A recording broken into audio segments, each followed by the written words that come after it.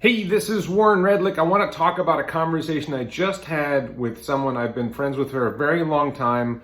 I let this person drive my Model 3 on a trip, and I wanted to relate this experience. This is somebody who's a more traditional potential customer who really did not like and has been driving my Model 3 off and on for a bit and doesn't really like the Tesla driving experience. And I want to explain why this matters and why this doesn't matter.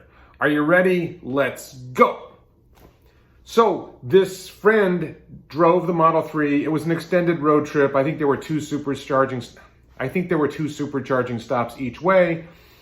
Friend didn't like the supercharging experience because you charge. At one point, they went to a restaurant to eat, and then I got a notice on my phone app, hey, you're going to get hit with fees because it finished charging, and it's going to charge you $1 a minute if you leave the car parked there. And the friend was like, well, I wanted to sit down and eat. And those of us who drive Teslas regularly on road trips, we just know, okay, you plan your meal around the charging. It to some extent, maybe this is not what people want. You plan your travel around the car's strengths and weaknesses. So this particular friend does not use, if that car has FSD beta, does not use autopilot, does not like cruise control on their own car. There are some tremendous benefits from owning a Tesla and driving a Tesla on a road trip. I think autopilot is a great thing to do. I use it all the time on highways. They don't like it. The interface, my friend does not like having all the information on a screen. They like having, there's the traditional car experience of you have all the buttons in a certain way, and there's this tendency for legacy car manufacturers to make the new car not that much different from the previous car. And that's how they get customer loyalty.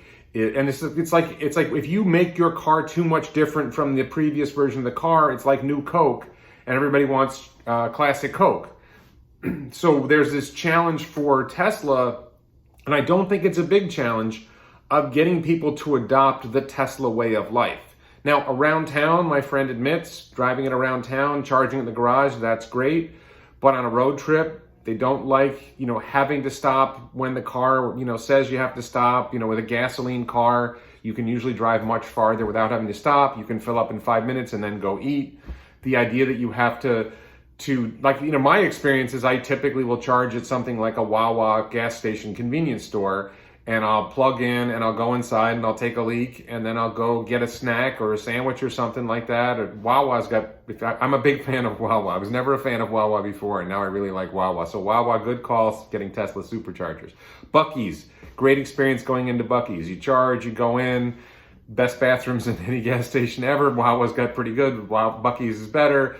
And then they've got fudge, they've got sandwiches, they're all their own merch. So there are some great experiences supercharging, but if a lot of people are like, I want it the way I'm used to it. And Tesla is not that. Tesla is different. You are adopting a different experience. Once you get used to it, you don't want to go back. I don't like driving gas cars anymore. I don't like the gas car experience. I love the Tesla supercharging experience. Plug in, go do a few things, come back and keep driving. That I got used to it very quickly. So some people are good at adopting this new kind of experience and some people aren't. So the reason this matters is because to some extent from a demand perspective, it can be hard to convert people to Tesla if they are that traditional type of person. I know an older guy finally got an iPhone after, using a flip phone for like 13 years after the iPhone came out. Finally converted to a smartphone, I think an iPhone. There are people who are going to hold on to the old ways, and Tesla's probably not going to convert those people. And that's okay. The thing is that right now Tesla will produce maybe 1.5 million vehicles this year out of 75 million new vehicles sold worldwide. That's, 2% of the global market. Maybe in the next couple of years, Tesla will reach 5% of the US market. And when you're only trying to reach 5% of the US market, you don't need everybody. As long as you can swing 5-10%, and Tesla does not have a demand problem. So in a sense, the traditionalists who are looking at Tesla are saying the experience is too different, customers don't want that, and what they're not seeing is, okay, maybe half the customers don't want that. I think it's less than half. I think the body of people who are not willing to adopt the Tesla way of life is small, maybe 10, 20, 30%. But even if it's 50%, Tesla is nowhere near being able to produce enough vehicles to grab 50% of the market. So until they ramp their production up to 20, 30 million vehicles a year, it's not going to matter. Young buyers are very quick to adopt Tesla. One of my kids drives my Model 3 on a regular basis and absolutely loves it, and a huge upgrade from the Volkswagen Passat. So I don't think we have a challenge of the story that people tell that, Tesla's experience is too different and traditional car buyers won't like it. That's a story that only makes sense in a world where Tesla is producing 20 million cars a year, 30 million cars a year, and there's a demand problem. Tesla does not have a demand problem. Tesla has a production problem. Tesla has supply chain problems. There are real problems Tesla faces in scaling to the goal of getting to 20 million vehicles a year, but demand isn't it. And I just wanted to be really clear about that. I want to make sure we're clear about this.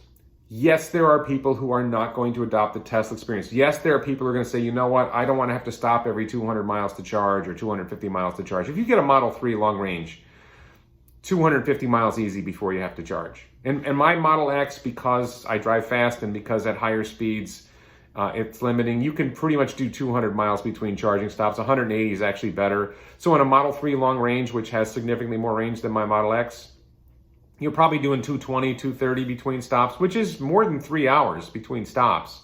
And if you get an S long range, then you can probably go 4 solid hours between stops, right? But there are people who, like my Passat had 600 plus miles of range, it was getting 40 miles a gallon on an 18-gallon tank. I think in theory I could have gone 700 miles before filling up. And in a gas car, you can fill up to full in 5 minutes and drive it to darn near empty. In a nickel battery based Tesla, which is most of them, you really don't want to charge to 100% all the time. It gets slow when you're charging up high. So you typically charge to 80 and then drive down to 10. That's another thing. I think the standard that people talk about is charging to 80 and driving down to 20. But honestly, I typically will drive down to 10% or 5% battery life. Miles, you've got to do a different calculation if you're thinking miles, by the way. And that's another thing. A lot of people, I prefer to have my car show me the percent battery remaining. A lot of people prefer to have the miles remaining. So totally different calculation if that's the way you think. But driving, I think that experience for me is great. I love the experience, and I don't mind stopping every 3 hours. I'm a 56-year-old man. Taking a leak every 3 hours is probably a good idea. Stopping at Wawa, getting a quick walk. I think it's probably better, especially when you get older, not to sit for too many hours straight. It's good to get up and walk around a bit. So I take advantage of it, get some stretching and whatever. But just to be clear, I don't see this as any problem at all for Tesla in terms of the stock price, in terms of growth over the next few years. Hopefully Tesla's going to grow to say 10 million vehicles a year in the next 3 to 5 years. And if Tesla gets to 10 million vehicles a year, they're still, 1/6 less than, they're like 1/7 or 1/8 of the global market for new cars. So you only need to reach 12% of the customers. You don't need 50% of the customers to be ready to adopt. And I think it's very clear that 50% of customers are willing to. And by the time Tesla gets to 10 million, 20 million vehicles a year, we're going to see a robo-taxi world. People aren't going to be buying cars. I know this is a stretch for some people, but people aren't going to be buying cars anymore. They're going to be buying robo-taxi rides. A large swath of the population will just say, this is a lot easier than owning a car. This is more convenient than owning a car. This saves me money compared to owning a car. And you're just going to see a huge swath of the population say, you know what, I'm just going to ride robo-taxis and I'm not even going to worry about owning a car anymore. Or the family that had 3 cars before, 2 or 3 cars before, goes down to 1 car, saying, we'll keep 1 car at home and we'll rely on robo-taxis otherwise. We'll have that 1 car just in case. I'm not poor. I'm going to continue owning a car. People who have a net worth over $1 million are probably going to continue owning cars.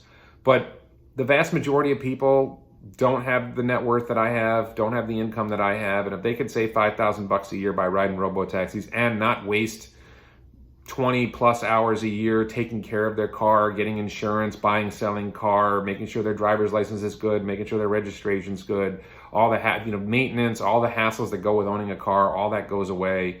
So that's where we're heading. Anyway, that's it. I'm in New York City today. I'm sadly going to bury my mom tomorrow and head to Austin in the evening to go to the shareholder meeting. I get to spend time with kid number 1 who lives in New York City. I'm going to see a friend today.